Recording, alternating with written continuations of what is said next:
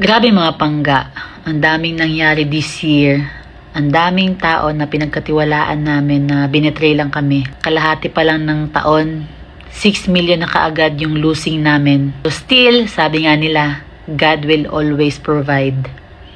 Totoo yun mga pangga, kasi akala namin, katapusan na namin, akala namin hindi na kami makakabangon. Pero hindi pala mga pangga. Alam niyo yun, nandyan palagi si Lord para gabayan tayo at bigyan tayo ng lakas ng loob araw-araw para kayanin natin lahat ng pagsubok na dumating sa buhay namin. Grabe ang bait ni Lord. May binigay kaagad siya na blessing sa amin ni Inday Jenny mga pangga, which is nakatulong para makapagpatuloy kami kung ano yung mga nasimulan namin. Totoo pala yung sabi nila mga pangga na kahit anong problema natin, manalig lang tayo sa Kanya. Kasi nandyan lang siya palagi para sa atin. Ang daming mga desisyon sa buhay namin this year mga pangga na hindi nag-work. Pero syempre tao lang naman tayo, nagkakamali. At natututo sa mga pagkakamali na yon. Kung may mga plano man tayo sa buhay na hindi nangyari, ibig sabihin yan, may mas bigger plan si Lord para sa atin. So, yun na lang yung pinanghahawakan ko ngayon mga pangga. Na may mas magandang plano si Lord para sa amin, para sa akin.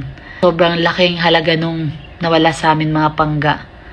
6 million sa loob ng 6 months. Hindi biro yun mga pangga.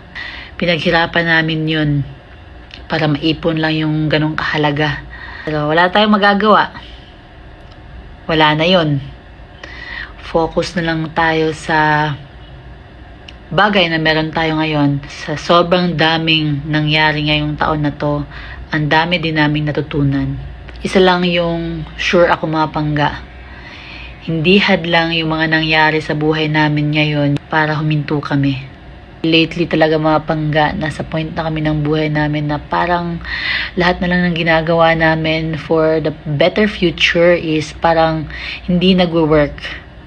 So ngayon, hinay-hinay lang, parang pagumba. Slow is fast. At least, kahit sobrang hina ng paglakad ng pagong na yan, kung consistent naman siya sa ginagawa niya, dun at dun pa rin siya mapupunta sa kung ano yung goal niya. So, yun lang. Hinay-hinay. I-enjoy na lang ang buhay. At least, lesson learned na sa atin yung mga nangyari. So, yan lang mga pangga. Love, love always.